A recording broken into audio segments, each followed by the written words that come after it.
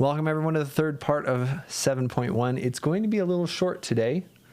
Hopefully you can bear that. So let's just get right into things. So we just finished talking about arc lengths and applications and talking about, the Earth problem and stuff like that. And now we're going to move on to area and speed and how it relates to circles. Okay? So again, if you really like formulas, here we go. To find area, I'll give you all the 2 steps. Area of a circle, you know what the area of a circle is. It's pi times the radius squared. So you find the area. And then all you do after that is see, well, what percent of the circle are you actually looking at? So this is to find area of, like a little wedge. A little pizza slice. Maybe an actual pizza. Oh yeah, and it's smoking hot. There we go. So, and then take a portion. Take a slice of the pizza. So either theta degrees over 360 degrees or theta radians over 2 pi radians. And again, I'm really going to beat this with a hammer. If you're talking about degrees, you need to use the degree sign. If you're talking about radians, you don't need to use any units. All right, so that's pretty good. So let's see this in action. It's really honestly straightforward. Example, what may or may not be example 9. I've screwed up the numbering system with this lecture, but that's okay. The numbers don't matter. It's only a math class. The letters matter here. So find the area. Find A for a couple examples. Here, let's look at this little slice. Maybe say a 30-degree slice. And in this 30-degree circle slice, we've got a 10-foot radius. So example 20, example 9. 9's after 20 if you count backwards. We're good. We're good. So again, all we're going to do is, what is the area of the whole circle? Right? And by the way, A is this area in here. And I mentioned the circles are just going to get worse and worse as this semester goes on. So just use your imagination with the circles. So over here, we've got this circle, the area of the circle, maybe like denote that A sub C, C for circle, to separate it from that A. It's going to be pi times the radius squared. The radius is 10 feet. So 10 squared is 100, so we're getting 100 pi feet squared. Remember your units. If you're dealing with feet, length is also going to be in feet. If you're dealing with area, the area is going to be in feet squared. Volume would be feet cubed. Will not go any higher than volume. All right, so then we need to find the wedge of that. Well, what portion of a circle is a 30-degree angle? Well, it's 30 over 360. It's 1/12. We'll do it the long way. So our actual area is going to be 30 degrees divided by 360 degrees times that 100 pi feet squared. And again, that's just 1/12. 1/12 times 100 is going to be like that. And it'll reduce to, 50 over 6, which is 25 over 3, I think. 25 pi over 3 is the exact answer in feet squared. If you wanted to approximate it, you could. But we're just going to give the exact answer right here. And that's essentially all you're doing here. By the way, you could do this exact same thing for arc length. The 2 steps I wrote up here to find the total area and then take a portion. If we didn't have radians, that's what we would have to do for arc length. So if you're dealing with degrees for arc length, you could also do something very, very similar. Is just find the circumference of the whole circle, 2 times pi times the radius, and then see what portion of the circle that you need to. But because we have radians, then we don't need to do that. Maybe if instead of radians, we defined a unit called arian. Never mind. Let's do part B real quick. Let's move on to that very quickly. So anyway, let's look at a bigger, gosh darn it, a bigger circle. Let's look at something that's 5 pi over 6. So you should be very impressed with me for including this example because I'm really trying to push my radian agenda on all of you. really, radians here for area are not helpful. Okay? Because then you have fractions inside of fractions, but we just grin and bear it. If you wanted to convert this to degrees, that's a perfectly valid way of solving this, okay? So you can convert it to degrees. But let's just get the practice, which is essentially what we're here for. So the area of the whole circle, again, you need to find this little a. Area of the whole circle is going to be pi times the radius squared. The radius is 2 meters, so it's just going to be 4 pi. And now we just take a portion of that 4 pi. So here we have to take theta, remember, and divide it by 2 pi. But theta is in itself a fraction. Right? So note on the side, theta divided by 2 pi, that's the same as just theta times 1 over 2 pi. These are the same, these are equivalent. When you're dealing with fractional radians, which almost every radian that we're going to talk about is fractional, it's a little bit better to write it like this. You can save yourself a little work. All right, so the big A is going to be the little a, 4 pi. Well, actually, this is the big A. Anyway, it's going to be 4 pi times what portion we have? 5 pi over 6 divided by 2 pi. We can write it like this. And then just do a little bit of simplifying, okay? This is not a fraction, so we're going to write it as divided by 1. And we got pi's everywhere, goodness. So 2 and 4 cancel. Pi and pi cancel. 2 and 6 cancel. And I believe we're just left with 5 pi over 3. And what are our units? Meters squared. All right? So that's essentially what you do for area. And there could be, again, application problems with area, but it's the same thing. Just as we did yesterday with the application for arc length, just draw a picture, and then it just becomes exactly like one of these problems. All right? So that's half of what we're doing today. How long has it been? Like 8 minutes or something? The other half will be quicker. Unfortunately, for a lot of people, the other half is usually more tricky because we're going to get into linear and angular speed.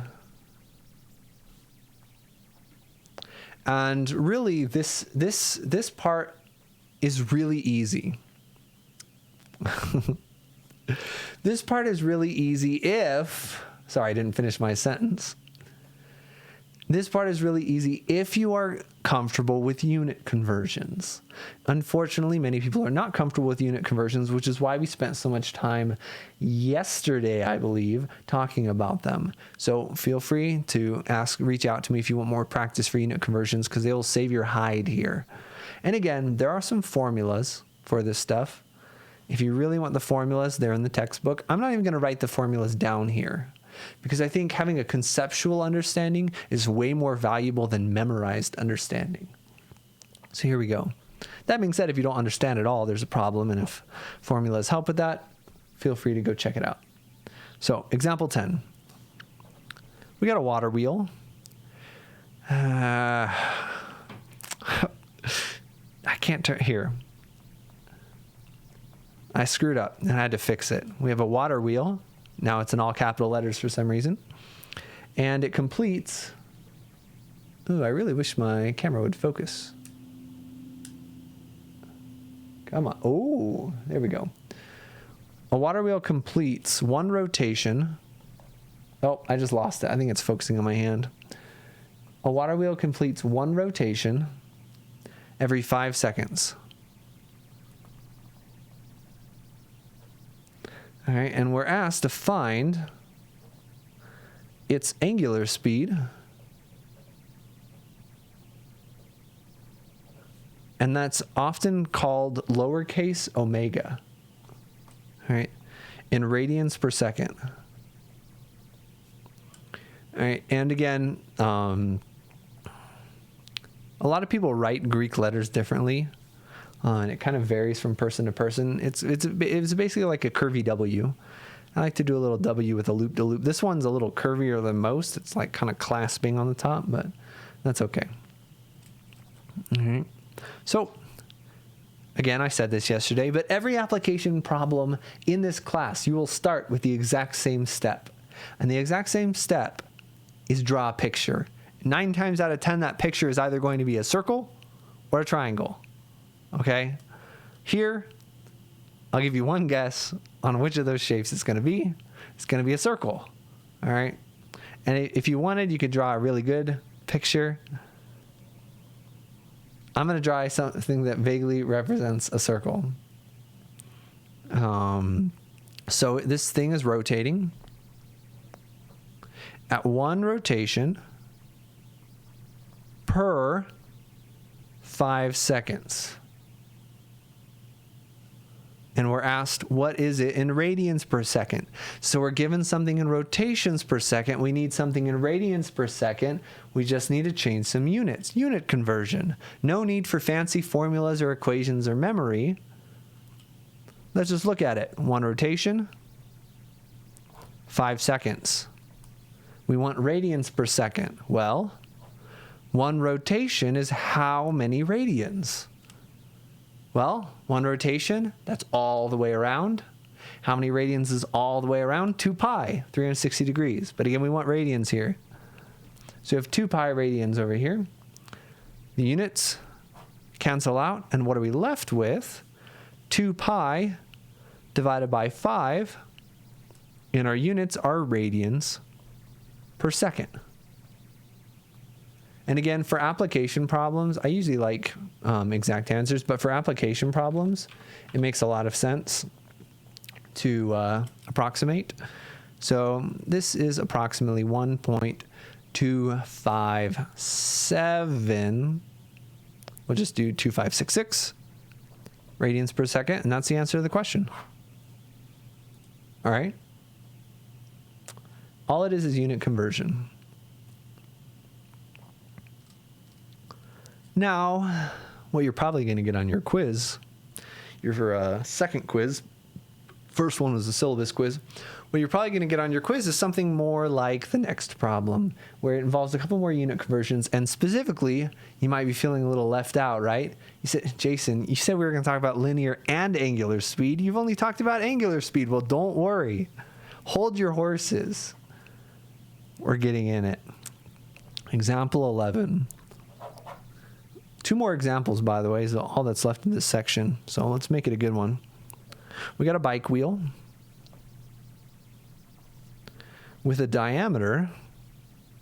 This is my shorthand for width, by the way, W/, with a diameter of 28 inches. If the wheel spins at 180 RPM, what speed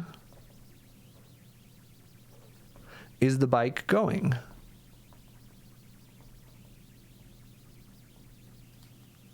So again, I'm going to be a broken record. You're going to get sick of hearing this, but the number one thing that you're going to want to do in application problems in this class, and really in almost any class, is draw a picture. All right? So the picture, let's see, circle or triangle, circle or triangle. Circle. Let's do circles. We're really going to get into a lot of triangles starting next week on Tuesday at 7.2. We'll get a nice little bike wheel. And be very careful. The diameter is 28 inches. I'm not even going to write that. Who cares about diameters? Not in this class. If you care about a diameter in this class, I'm going to not do anything because that's your preference. But I'm not even going to write down the diameter of 28 inches. I'm going to say the radius is half of that. Oops. Which is 14 inches. Getting a little ahead of myself. All right.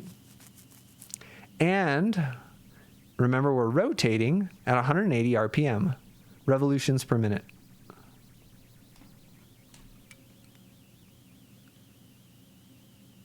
So all we have to do is a little bit of unit conversions. So where do we start? Do we start with the 14 inches or do we start with the 180 RPM? And the answers to that is, what are we looking for? We're looking for a speed. Okay.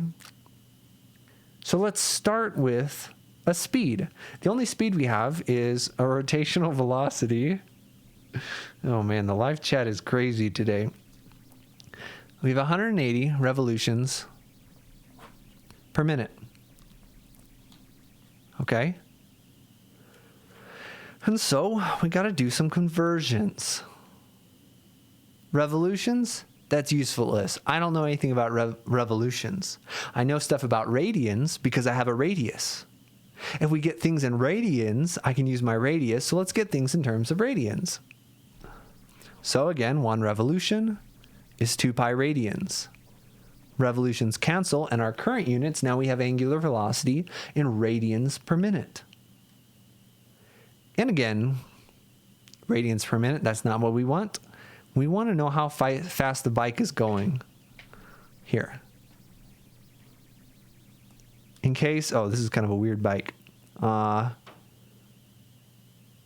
dear. Oh no.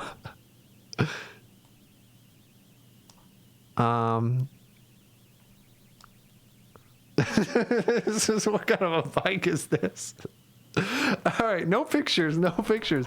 Circles and triangles. We're just sticking with circles and triangles. All right, we need velocity, all right? So 1 radian is how many inches? 1 radian is 14 inches. Okay? 1 radius, radian, radius, they're the same thing. 14 inches. Now we've got a proper linear velocity. Inches per minute. Now, inches per minute is not the most standard of terms for speed. How fast do you get to work today? Oh, 30 inches per minute. No, nobody talks. Wait, that's really slow. 30 inches per minute? You're not going to show up to work on time. It doesn't matter. It didn't specify what units it wanted the speed in, so we can just get inches per minute, and that's fine. So on the bottom, we just have a whole bunch of ones and canceled units. On the top, we've got a whole bunch of stuff. It's an application problem. Type that into your calculator. 180 times 2 pi times 14. 180 times 2 pi times 14, you're going to get approximately, oh my word, this is garbage, 15,833.63 inches per minute. Now you can convert that to miles an hour. It's going to take a couple of conversions though. You got to go inches to feet, feet to miles, minutes to hours, and we're not going to do that here, but you could. On a side note though, what is that? Hold on, we got 15,833.63 inches per minute to miles per hour. That's about 15 miles an hour. All right. So, oh, you guys can't see anything. How long was I going off of that? Anyway. So 15 miles an hour is a pretty healthy biking pace. This person's going pretty good. Okay. All right. Last example problem of the day. Let's get a new piece of paper.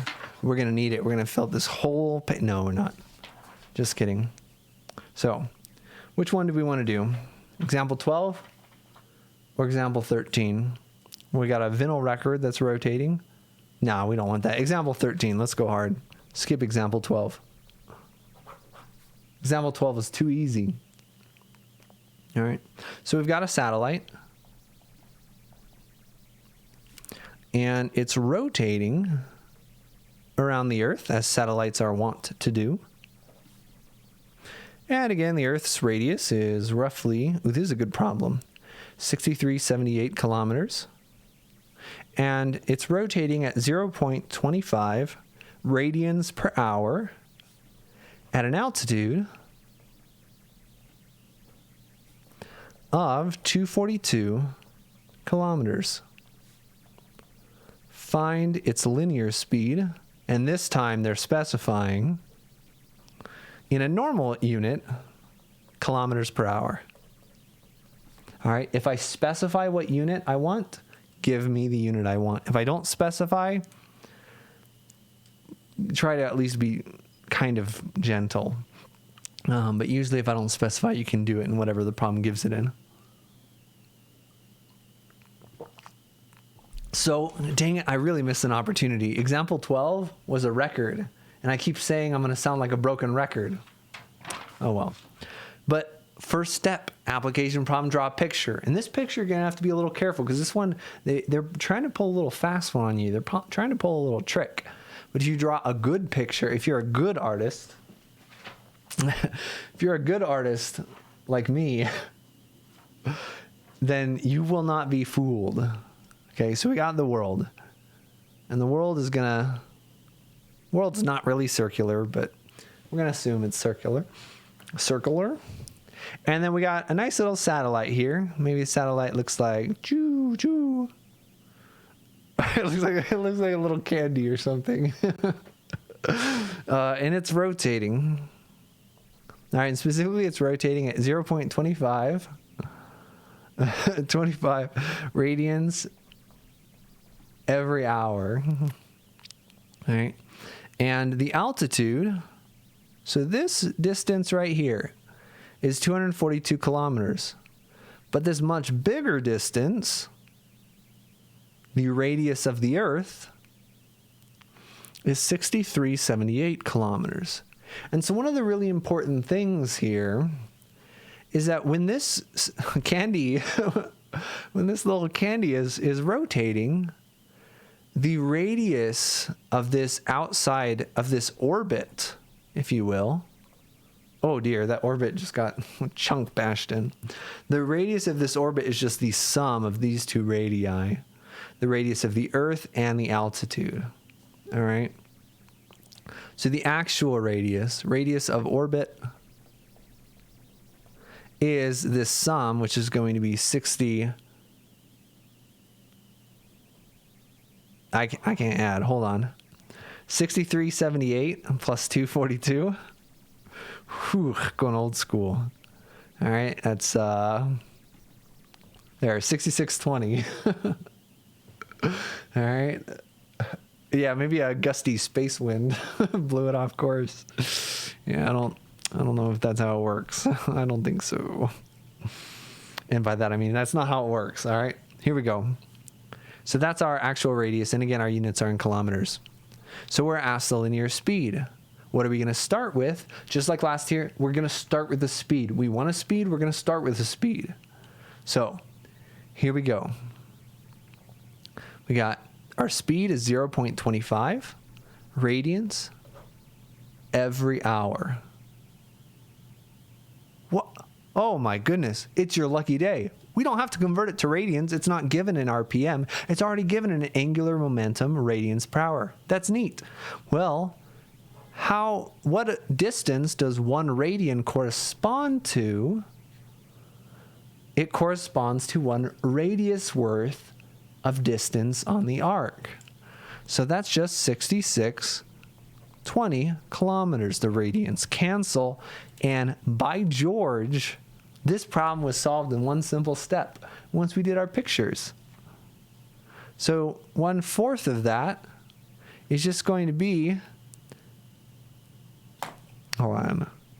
No, I can do this math, right? 1/4 of this is going to be half of 3310, which is 1655.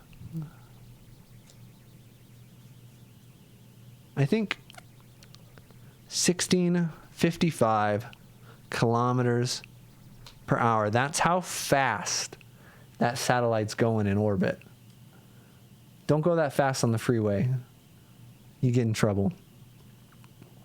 Okay? And that's basically it for this section. So one warning I have before you do the homework, assuming you haven't done the homework already, is one of the difficulties of this section in particular, and this is really not going to happen very much for the whole rest of the class, but in 7.1, there are so many different topics in this one section. It's like a hodgepodge of stuff. The most important things by far are unit conversions and understanding what the heck a radian is. So if you understand nothing else, focus on those two things, and it will make the other various kinds of problems a little simpler. Okay, and again, if you have any questions, please email me. Your first quiz is now available. You can take it on Canvas. You make sure to upload your work. If you run into any troubles with that, email me your work so that I know that you have it done on time. Take the Canvas quiz. You have a week to submit the homework and the quiz, and we'll start new material next Tuesday. All right. Hope you enjoyed the video and have a good day.